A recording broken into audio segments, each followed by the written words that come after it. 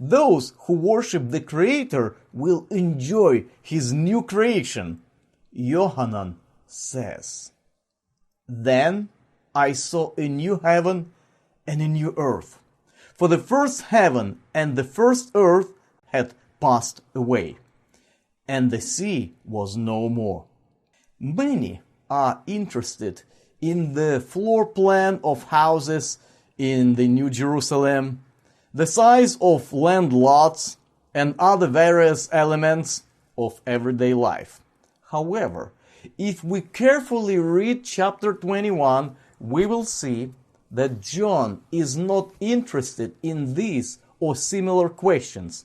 John focuses on the main theme of the Bible, the elimination of sin and returning to God. Having sinned, people began to hide and run away from God, since a sinner cannot be in the presence of the source of holiness. Sin and unrepented sinners will be destroyed, and the universal harmony will be restored. John or Yohanan hears a loud voice from the throne saying, the voice says, "Behold, the dwelling of God is among men, and He shall tabernacle among them. They shall be His people, and God Himself shall be among them, and be their God." This is what Yohanan or John sees. It doesn't matter what material the houses are built from. It doesn't matter what their floor plan is, whether they will be bedrooms and kitchens or just living rooms. People debate about that too much. What matters is that God will live with His people on the new earth. The new planet will become the center of all worlds. Verse 3 repeatedly emphasizes this idea. Yohanan speaks of God's dwelling among men, among humans. Yohanan draws our attention to the fact that God will dwell among His people. This is the main result of the victory. I like asking a provocative question. Would you like to spend your eternity in an endless concrete field with God, sitting on the throne? Many people answer that such kind of eternity seems unattractive and insufficient. They would also like to get a beautiful house and a beautiful garden.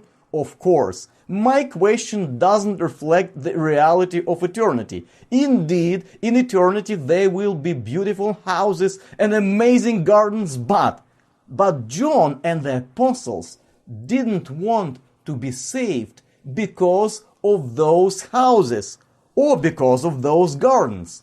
They needed fellowship with God and dwelling with God. It was their main goal. God repeats the message given to Yohanan because it is so important. Over and over, God says, "And the one seated upon the throne said, Behold, I am making all things new." Then He said, "Write, for these words are trustworthy and true." The book of Revelation is a revelation of hope. We hope that God will soon defeat evil and establish a new reality on the new earth. This is the most important thing. Then He said to me, "It is done. I am the Alpha and the Omega, the beginning and the end. To the thirsty I will freely give from the spring of the water of life." In this text, God is shown as the one who has preceded His creation and the one who will bring all prophecies to their final fulfillment. Alpha and Omega. Who will enter the New Jerusalem? This is the most crucial question. Yohanan answers this question. The one who overcomes shall inherit these things, and I will be his God, and he shall be my son.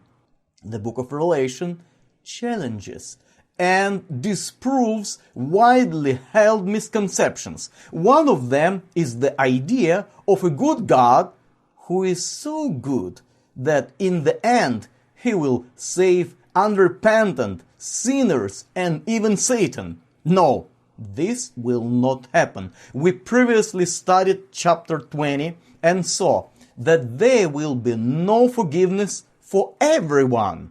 Only those who repent and follow Yeshua will be saved.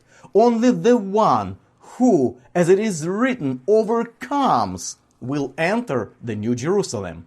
The book of Revelation depicts an ideal future, an eternity full of bliss, yet we are still here and on this earth. We are surrounded by evil and temptations. We live in the kingdom of earthly kings and a harlot named Babylon. Revelation speaks of those who overcome, because God's children are expected to be active. God's followers don't just wait passively, they defend the truth of God. Sadly, especially these days, the congregation of Yeshua has become very secular. Disciples want to be Christians once a week, and the rest of the days to be a part of this world. But you can't overcome if you are not active.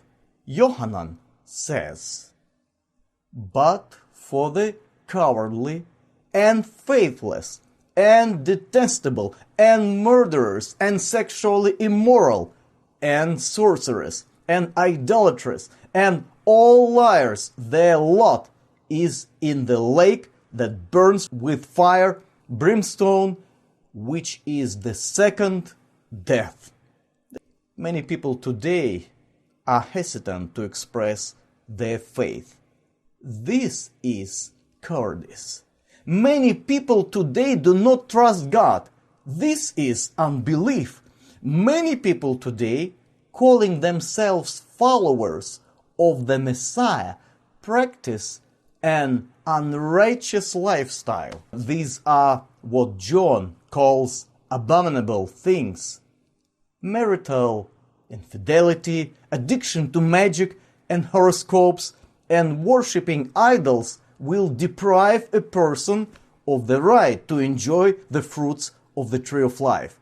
Trying to serve two masters will inevitably lead to the second death. The choice is ours. Today, we should make our choice.